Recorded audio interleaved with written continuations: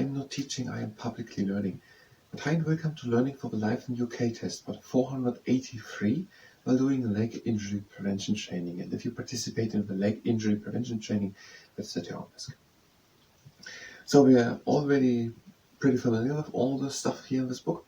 And now we're going from page to page and looking, if you have not a topic about which you can make a little separate video in which we explain them in one down what is doing it. So the next thing is the right to vote. Okay, we're going to try to make a video with the title Change of Voting Rights or Change in the Election System or something like that during the Victorian Age. Okay, we have here the middle classes in the wealthy industrial towns grew in influence. They grew larger, we know that at least.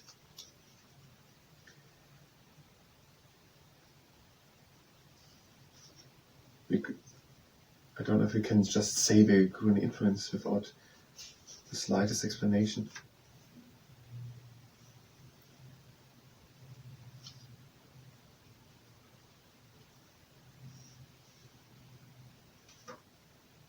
Okay, nothing explains that here. Okay, the middle class and wealthy industrial towns grew in influence. And maybe we add it, or not, and we concentrate on what is important.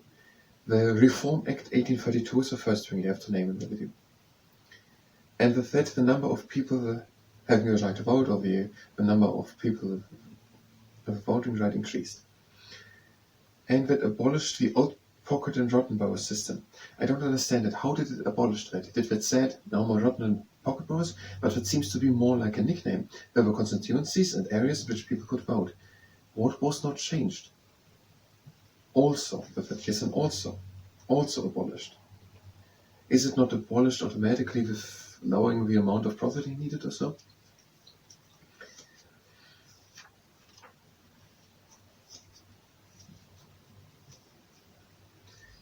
Some constituencies were controlled by a single wealthy family. These were called pocket boroughs. The number of people who had the right to vote for members of parliament was very small. I don't understand what we mean. Probably now we know of something which we have to know to understand the sense. Let's just say this. They don't name it, so it's probably not that important to know that it is the other thing written in that act. Abolished the system of pocket boroughs and rotten boroughs, so abolished the old pocket and rotten boroughs. They also said it when we had that part. They don't use the same name. Abolished the old pocket and rotten boroughs. They said just pocket boroughs and rotten boroughs. The old pockets and rotten boroughs. That is what I mean. The old pocket and rotten boroughs. So the old pocket and rotten boroughs in one fruit. So these old pocket and rotten boroughs was with the Act of Reform of 1832 abolished. So these rotten and pocket boroughs were basically, we have to explain it then. Was it in some areas because only the man with a lot of money could vote, just one single wealthy family could vote the whole constituency. There was a shift of political power from the countryside to the towns.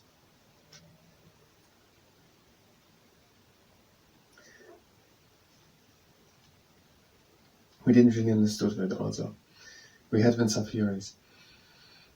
But the working class was still unable to vote.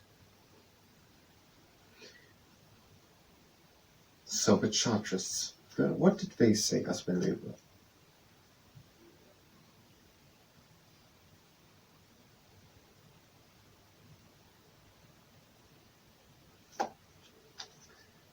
In the 1830s and 40s, okay, before the Reform Act 1867. Okay, there were the Chartists in the 1830s and 40s, and they demanded that every man has the same votes.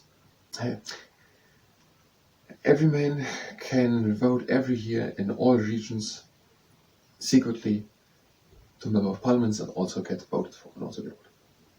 And in 1867 they had success. For example, these Chartists, these campaigners, and the Second Reform Act 1867 was done, and it reduced the amount of property needed even more. And maybe even completely. Reduced the amount of property. That sounds as if there's still something left of amount of property to have. Woman was still unable to vote. Let's just try to stay a little bit unclear when we do the video. Okay, we're gonna start now with the leg injury prevention training. We can't shoot the video in this video. We have just 10 minutes left. We will start with the leg injury prevention training, and we will try again to hold the book in the hand and keep on reading. Even though my voice is giving up. So now to the leg injury prevention training. If you participate in that is at your own risk. We're doing the greeting mushroom. We're bringing one leg up and we're bringing the foot up, down, up, down. Other leg, foot up, down, up, down, down. The trunk igniter, legs are standing wide apart. We're breathing in and down. And out. Okay, now in. And out. Now around. Out. Breathe in and close the legs. And out. Next exercise, with standing leg, the other leg with a flex foot in the air, and we're swinging it to the side and in front. Also, 1867 Second Reform Act. Many more people could not vote because they didn't have to have so much property anymore.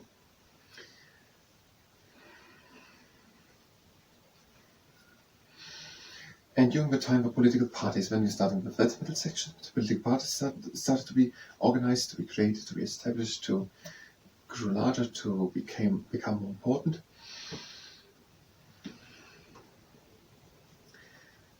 Because now many people could vote, and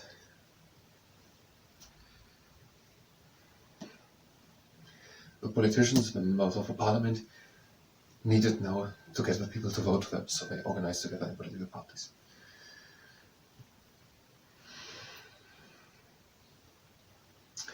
Let's start about voting, so we're not going to do the Act of 1870 and 1882, but when we go on with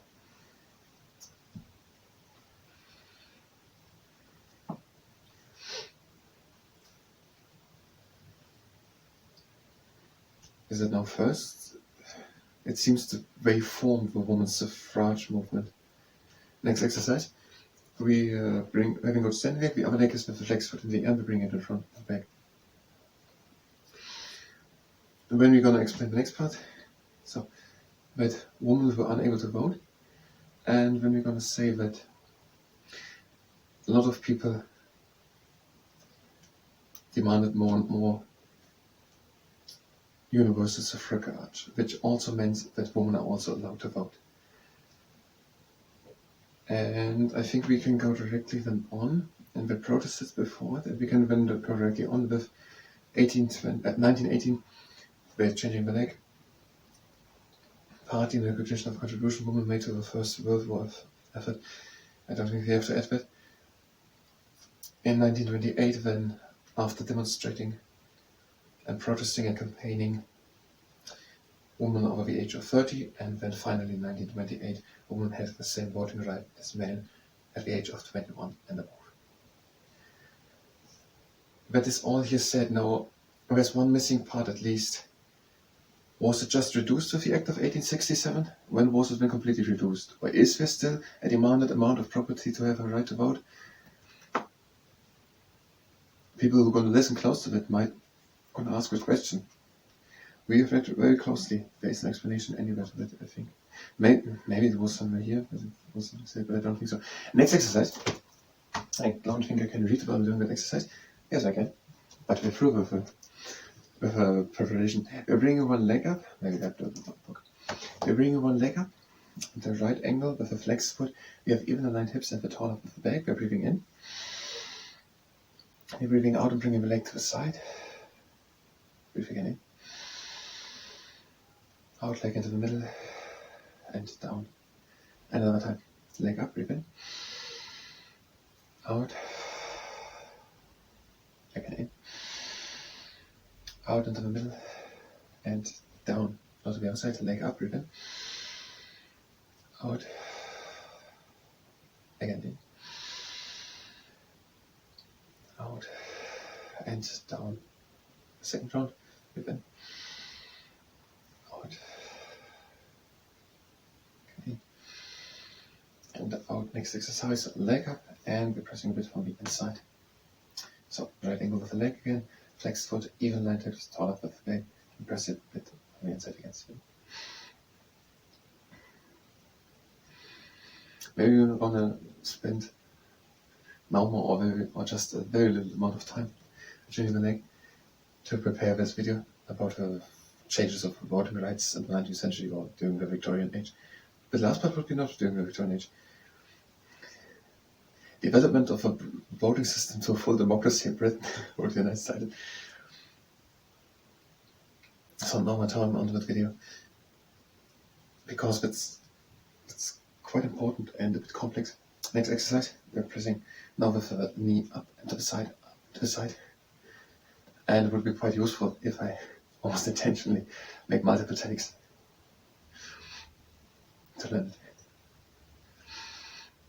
It's quite complex, but actually if we have it all together, it's very short. If I make it now in one take through, it sounds again so fast.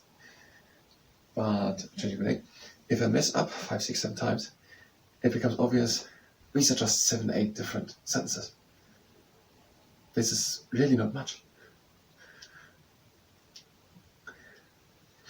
Well, next exercise, one hand on tummy, one on lower back, and we're lifting the leg up, straight leg, flex foot. If a quad muscle is cramped, then bring the leg up and point the foot. So bring the leg up.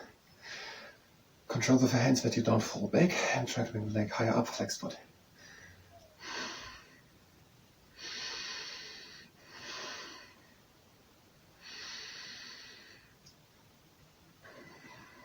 And longer. And we bring the leg up and we are pointing the foot.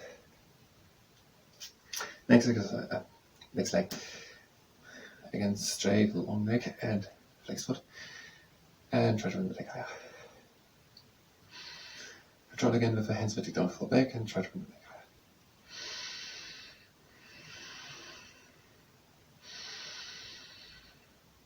A little longer. And we bring the leg up and we're pointing the foot. Next exercise, the pin pad, but I'm not sure about the name if we keep the name. One leg points with the toes to the outside, we open this with heel on the ground, and we're lifting the heel off the ground, placing it again on the ground. Our own movement comes from the hips, don't have proper time left. So, now we're going to do too much, because we don't have time left to do enough. Can we make a video about the Boer War?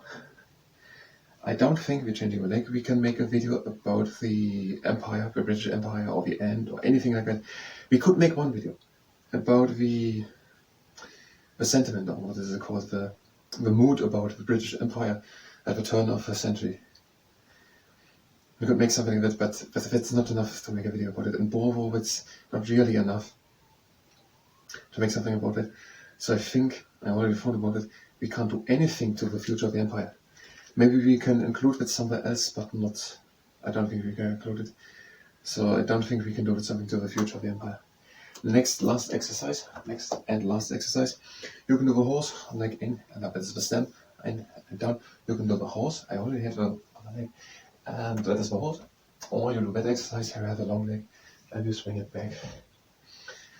So you'll be taller up with the standing leg. That's actually the last thing to explain this. So, the springy leg has a flexed foot. The upper part of the body goes simultaneously down, and the upper part goes up. Try to be tall on the standing leg, and try not to fall in the abdomen. And we're short on time, so we're just doing it for a very few times more. And last time. And now with the other leg.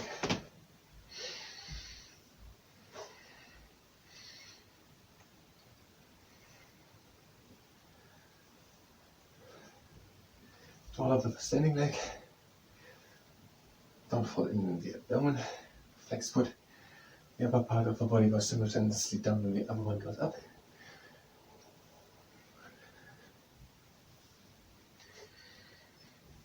And the last one,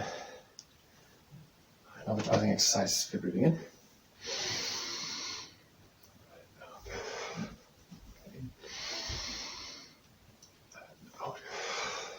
Last round, breathe in. Out. Breathe in and close the legs. And out. So in the next video we're going to shoot that video about that subject. I thank you very much and until next time.